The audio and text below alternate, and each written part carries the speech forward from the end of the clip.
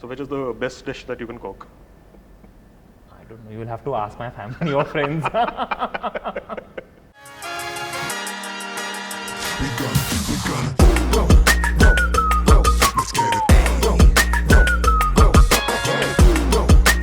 Hello and welcome to Beyond the Boardroom with me, Tejeesh Singh.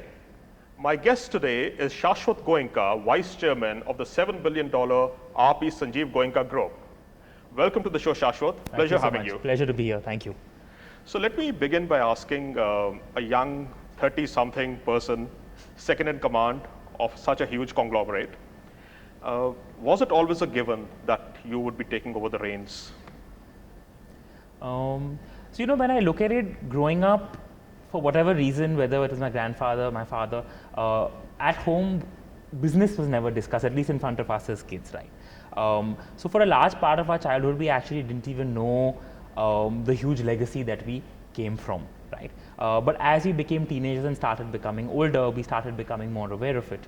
And we kind of started developing a little bit of an interest in some of the things, right? And naturally more consumer things like music, like retail, were things that we could as children relate to, right? So I think somewhere in the back of my mind, I think it was always there that this is something that I would want to do. Was it a given? I don't know. I think to be fair, when I graduated from college and I was at Wharton in 2012, when I came back, at that point, I did have the complete freedom to stay back in the US, work there, whatever. And I chose to come back because I felt India is where all the action was. And I felt that I would get a much better learning opportunity being here with the family, in the family businesses, and a huge opportunity to grow as well. You talked about legacy, and your family is, of course, runs over 200 years, 220 plus years now, I believe. Is it overwhelming at times for something, someone like, you who's so young? Do you feel overawed? I don't think I feel overawed, but I think there is definitely a huge sense of responsibility that is there, right? I think we're aware of the legacy that we come from, and I think it's important to also, and the responsibility is to ensure that you are able to grow that legacy and grow that legacy to become a much larger legacy for the next generations. Right. But you are dealing with the, chief executives of various verticals within the company who are obviously more experienced. Does that sometimes, put you on the back foot in terms of, they have more experience than me? Or do you take recourse to I have the family surname behind me? No, I don't think the family surname gives you the right to do a lot of things, right? It doesn't work like that. And I think when we're all in a boardroom or when we're in a meeting, everyone's an equal, right? And so really it's a lot about looking at data to make decisions. You have to keep emotions out, you have to keep egos out. And you can't just make a decision because of the legacy you come from, right? So it's really, and what works is people have different points of view. So a lot of times I may disagree with a point of view that's there, or someone else may disagree with a point of view that I may have given. And it's not that, it's an obvious given whose point of view is it that's going to be there. I think it leads to, in a way, the way I look at it is dissension leads to a lot of discussion and therefore leads to an outcome which is very well thought out. And I think that's the crux of how we operate, at least. For us, it's not been, just because I'm Shashwat Goenka, it needs to be done the way I want it to be done. It has to be very collaborative, and it has to be data driven, and it has to be very logical. What's your equation with your father in the office? I mean, because he's the chairman, you're the vice chairman, and since you mentioned, there could be disagreements and all, I'm sure there must have been between you and him also. Yeah. So what happens in that case? So I think the same logic of how we resolve different points of view on a particular issue applies even when Dad and I are discussing, right? And we do have a lot of times very common views, and a lot of times we don't have common points of view, right? And the good part is, he's given me that freedom to be able to express my views freely to him. So I'm never worried about kind of discussing a point of view with him, it may be different from what he's thinking, and therefore, he may dismiss it or nothing, because he actually is very happy to hear our point of view and actually then, discuss, debate, figure out what the logical output should be. So any recent incident that comes to mind where you had a disagreement on the way forward for the group or the strategy to be adopted? I mean, it's difficult to say one specific issue. There are plenty. And I think whether you look at it at work, whether you look at it at home, I think almost on a daily basis, there are lots of things we agree on and there are a couple that we may not agree on, right? And each of them is very amicably discussed and resolved. So, But does the discussion carry forward into home also, or does it stay limited to the office? I think pre-pandemic, we had a very clear office structure and a home structure. I think with the pandemic, those lines have blurred. And in a way, I think it's great, right? Because it's kind of put us out of putting our life in boxes and kind of looking at the totality of it, right? And so it's not that you can only work Monday to Friday and after 6:37 in the evening, you're not going to be discussing work. I think we are at the end of the day an entrepreneur family. And for us, it's a combination of balancing everything. And so work does go into the house as well. And actually at home now, all of us are working. So in a way, there is a lot of discussion that happens around each of our different verticals that each person's kind of looking into and what they're doing. And there are, so that, there is a collective opinion that people have and. So that's interesting, because that brings me to my next question about what's your take then on the work-life balance thing that everybody keeps talking about? Is there any such thing, you believe? Fair. I'll give you two perspectives. So when I graduated and came back from college, I was very Americanized in my way of approach, right, after being in the US for 4 years. And so there I had a very strong thing that, okay, if it's the weekend, let's not set up any meetings, let's not do any work, let's not bother other people on the weekends. And I think that's fair, right? But I think what changed over the last couple of years, and I think a large part again due to the pandemic, is, at least for me, I stopped categorizing things into these boxes. And it made my life a lot more peaceful.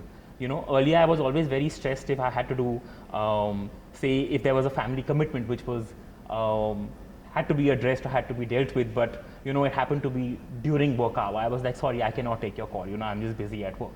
And I think that has changed. And likewise, I'm very happy doing meetings if they're required over the weekends or at night or whatever it is, right? So I think that part has completely changed. And I think the boxes have dissolved.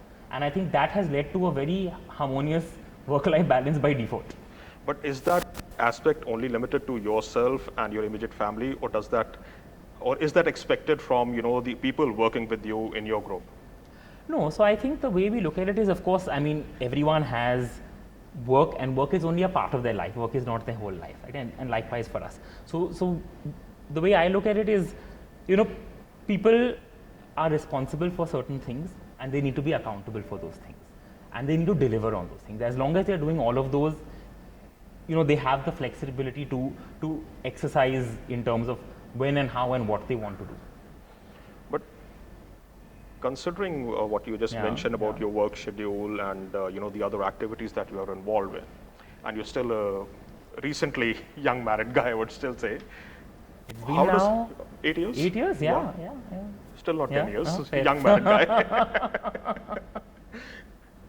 How does that sort of impact your marriage? So I think the good part is, so in Shivika, my wife, I think we have, we work very well together as well, right? So we have launched a couple of ventures together in the past, and we work well together. And the good part is she also comes from an entrepreneur family background, right? So I think she's also seen how important work is to our being, right? And so therefore it's not that difficult. And now, I mean, my daughter is almost 3 now. And I think I try to at least get that 1 hour of uninhibited time with her, so that, I can have that with her. But beyond that, I think everyone's pretty okay. Yeah. You said you try to get that 1 hour. How successful are you? I try. I like to believe I'm decently successful, at least in getting quality time, whatever it may be. The group so far has primarily or chiefly been, built by acquisitions.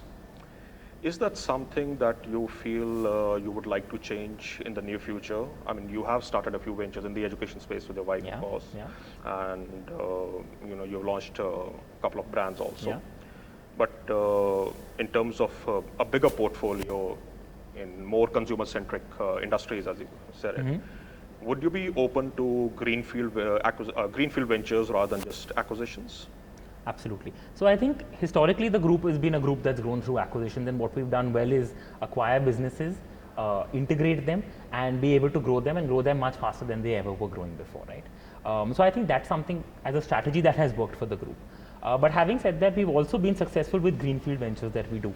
And so whether you look at our business, which is PCBL, which was set up originally by the family, or whether you look at 2Yum today, which was a brand that we launched, some other consumer brands that we've launched thereafter, and even the school now. So I think the way I look at it is it's not that we are going to go with just one strategy, it's going to be both. And for different things will be right. In some places, especially where you're trying to create something new in terms of a new industry or a new category or a new space, you may have to go with greenfield, which is like what we did with 2Yum when we were entering into snacking, but there was no real brand at that point which was into healthier, better for you snacking, and that was guilt-free snacking, and that was the space we wanted to be in. But when you look at other spaces, like whether you look at our foray into BPO and IT, for example, there was enough that was available that could have given us a base, which is why we acquired First Source, for example, and then it gives you a base to grow, and then you can grow much faster, right? So it really depends on each specific case.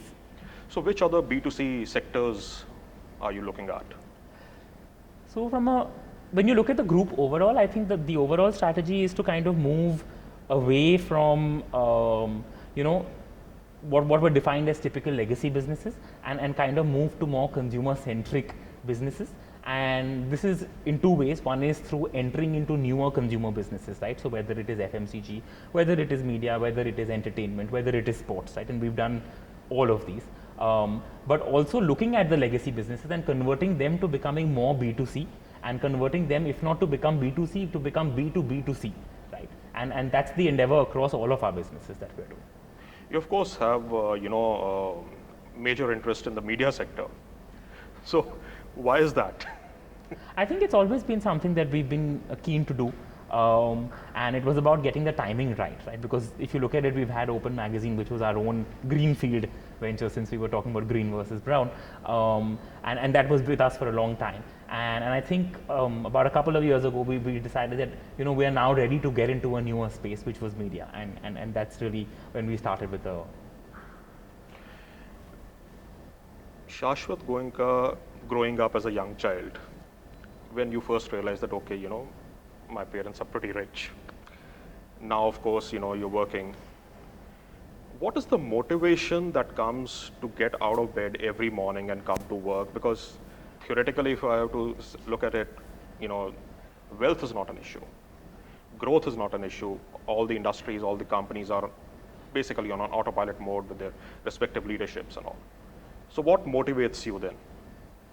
So I think for me, I feel like God has blessed me with a platform which will enable me to do good for the world, right? And I feel like that is what motivates me, is to be able to come here and to be able to add value and to be able to grow our businesses, which are impacting the lives of many thousands and millions of people in India and across the world, and trying to see how we can positively impact those lives. Your father is still actively involved with the company, the group rather. So how have you delineated the priorities or the areas that you would focus on vis-a-vis your father? That's not something I've done, that's something he does. And I think honestly, over the last couple of years, we've both been working on a lot of things, some things individually, some things collectively. And I think, like I said earlier as well, we share a very nice working relationship, and I think that's what makes it very synergistic in a way. Talking about your other passions, you're majorly into fitness. Badminton, of course, is there. Cooking is something you've started on. So tell us something about that. What is your favorite cuisine then? Sure. That you like to cook? So cooking is something I've enjoyed doing ever since I was a child. It's not something new. And I think food overall, as a family, and maybe a Marwari family and more so our family, food was very central to our being, right? Every meal you were discussing what would you eat in the next meal, etc. So I think the passion kind of came from there, and kind of creating newer things, which is the general passion I have, is to be able to invent and create things which are better than what may be available. And the same thing goes into the cooking part as well. But having said that, off late, honestly, it's just hard to find time to and kind of just cook. Yeah. So which is the best dish that you can cook? I don't know. You will have to ask my family or friends. We'll have to ask them. You mentioned the Marwari legacy, and India, of course, has still has so many Marwari business families. I mean, you are there, the Birlas, of course, there. What is it about the Marwari legacy that enables these families to excel in business? I don't think it's unique to Marwari legacies. It could be to any legacy business in that sense. Is I think the key is to kind of keep reinventing, because what's happening is that the world is changing at a very unprecedented pace, and so therefore to keep up with those changes and to actually figure out ways to stay ahead of the curve. And I think businesses that have been able to be resilient and at the same time reinvent, and I would say have also been strong from an operations excellence perspective. I think are businesses or legacies that have kind of outlived the original founder and have gone through generations. So I think that's the commonality across, irrespective of what the legacy is. But any sort of business wisdom that has been passed on through the generations, from your grandfather to your father to you, that is typical to the Marwari business families. See, now I don't know what's typical to other families, but say for us, it was always very clear that you may come from the family, but that does not give you any sense of entitlement, and so therefore do not exercise a sense of entitlement, right? And you must be respectful, and most importantly, use data, use logic to drive your decisions, and don't just go on the fact that you come from a certain family. All right. Moving on, executive health, of course, has now become a major issue, and we've had several unfortunate incidents, even in India, where executives very young have met with tragic ends. How important is that, and do you feel like in the US and all, executive health is a major concern for stakeholders and shareholders, and the executives have to disclose, any major illnesses? You think that should be made compulsory here in India? I would say anyways, I think at the point of recruitment you are, going through some kind of an executive health checkup in that sense. So I think that's where it is, but it's usually limited only to, the point of recruitment. And we're talking about senior executives who are handling, several hundreds of billions of dollars of businesses. Yeah, and I think absolutely. I don't think it should become a tool for exclusion. That if you have a certain issue, you cannot be recruited. But I think it should be a transparent dealing, because there is a certain risk that comes with it, and I think each board of each company should be equipped with that information proactively, so that they can take a calculated or a conscious call on what then is right. So what's the policy within the group? Do you expect your senior level executives to disclose? Absolutely. Okay, that's a good. Also, a lot of companies have now started, measuring the CEO performance through the stock market share price. Is that a fair assessment of a CEO's performance, you feel? Because like in the US and other Western economies, share prices are the barometer for a CEO's performance. Do you think that's a fair assessment, and do you think going forward we'll see an increasing role of it? I think when I apply this, say, to what we do at the group, right, each company is different. But there are a couple of lenses that you look at, right? You will look at growth, top line growth. You will look at margin. You will look at profitability. Depending on the scale of the business and the state that the business is in, it'll either be EBITDA or PAT. And you look at the market capitalization, which is in effect the share price, right? And so I think these are the parameters, I think, globally that are looked at for assessing any company's performance, and therefore the leadership's performance in those companies. So I think that's completely fair, because you are at the end of the day serving or trying to create shareholder value, and you are serving that shareholder and representing that shareholder as the leadership of a company. So I wanted to go back to one of the questions. So we were talking about the B2C. FMCG is one sector you had mentioned. So any specific industries that you're looking at in the FMCG space? Sure. So for us in FMCG, we're looking at three broad verticals. We're looking at the entire foods vertical, which is a huge market in India, and sub-markets within them are growing at very exponential rates. We're looking at the beauty and skincare segment as well. And third, we're looking at, you could say, herbal wellness in a way, so the nutraceuticals in a form. So these will involve acquisitions, or So today we already have presence across all three. We have presence in 2 food brands. One is 2Yum, which was greenfield, Evita, which was an acquisition. 2 in the personal care space, both greenfield, naturally and within. And in the herbal wellness, we've got 2 brands. Again, one was an acquisition, Dr. Vaidya's, and the second, which we've just launched last month, was 360, which is a greenfield. So. Talking about your business strategy, one of the very few which has retained its headquarters. Most of them have, others have moved out.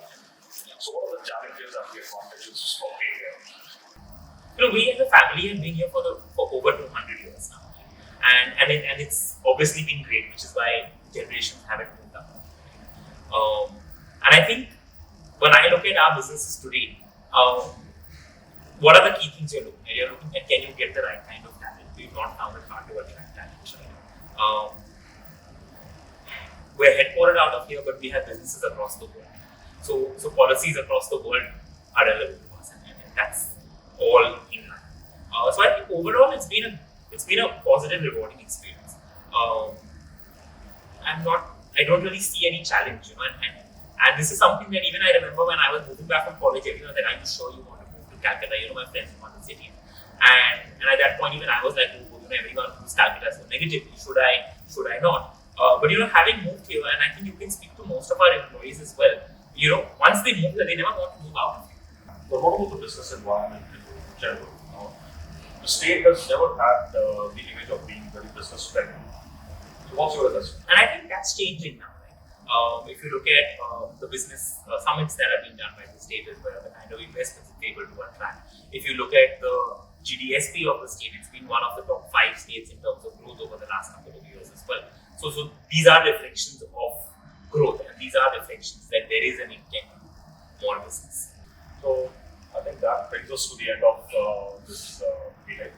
Thank you so much. Thank you so much. An absolute pleasure to meet you. Say that. we'll be back again soon with another episode of Beyond the Boardroom. Keep watching.